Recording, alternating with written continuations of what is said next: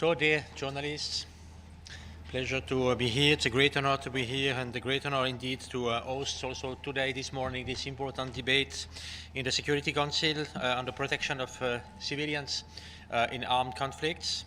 I think we can say that it is an absolute priority, priority for the UN, priority for Switzerland, and for all of us.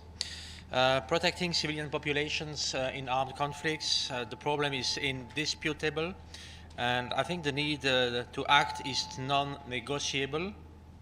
Obligations on the part of all countries and warring parties are clear.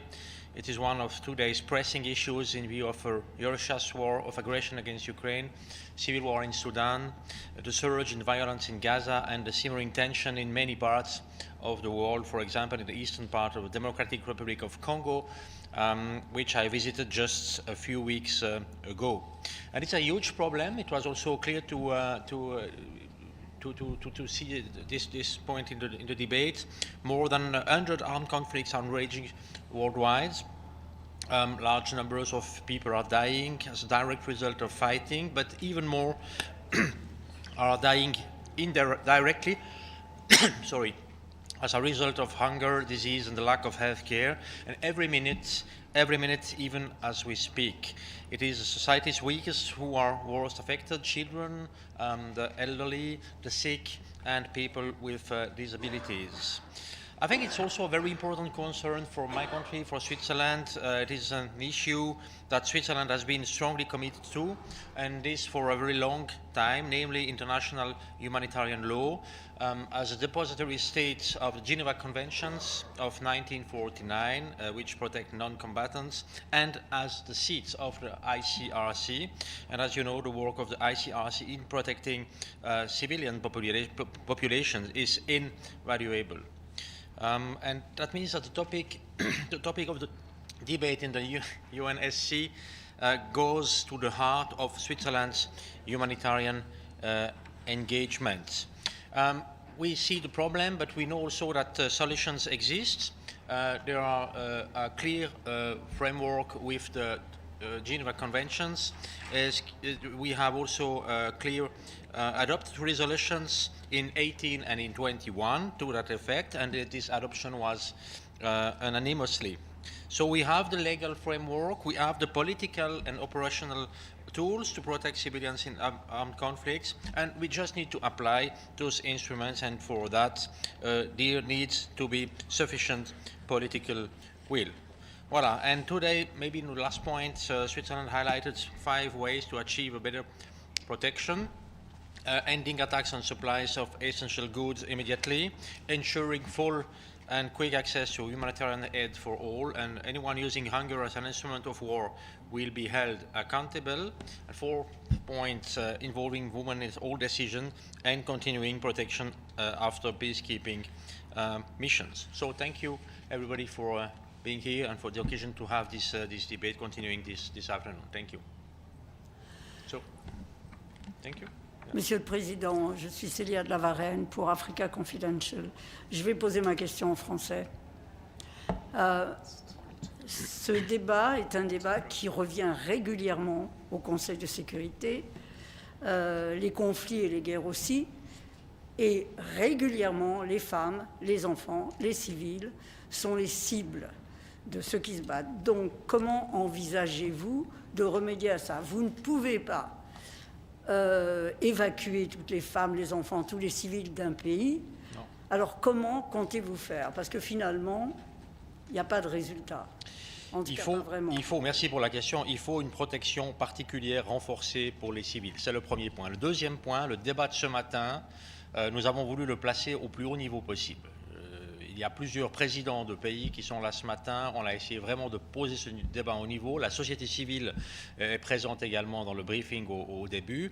Et nous avons les outils. Il y a ces résolutions, il y a le cadre légal humanitaire qui est clair avec les conventions de Genève. Il y a besoin de plus de volonté politique pour agir. C'est ça le point principal. Et l'idée de ce débat, l'objectif de ce débat, c'est précisément de mettre l'accent sur cet élément. Il y a eu des débats les années précédentes, vous le savez aussi bien que moi. Il y a une année, il y a 2 ans et au-delà. Et il faut redonner de la force à ce débat parce que pendant le temps qui s'est écoulé, les situations ne se sont pas améliorées. Il y a eu plus de conflits, plus de violences envers les civils, plus de problèmes à résoudre. Et si les problèmes augmentent, mais que la volonté d'y répondre n'augmente pas au moins dans la même mesure, alors la situation se péjore. C'est exactement le but que nous avons aujourd'hui, mais c'est évidemment un départ et pas un but qui est atteint. Chris, another question? Yeah? Sir, thank you. My name is Toshi Inaba from Kyoto News, Japanese news agency. What is the role of Switzerland in the war in Ukraine? Are you sided with the European countries, or do you have some role in the mediating efforts? Thanks. Well, the first point I want to mention here is that this aggression war from Russia against Ukraine is concerning all of us and not just the European continent. It's had consequences in all the world. Switzerland is strong committed to be at the side of Ukraine in this war. We are fully endorsing the sanctions that the European Union decided. We were also committed to be present on the discussion about the recovery. As you know, there was the first conference, recovery conference was in Switzerland, in Lugano, in July last year. And we are also strong committed with our core competences, I mean humanitarian right and laws and the presence of ICRC in Switzerland to be present, to try to also to help civilians and to be at the side of civilians in those quite complicated times.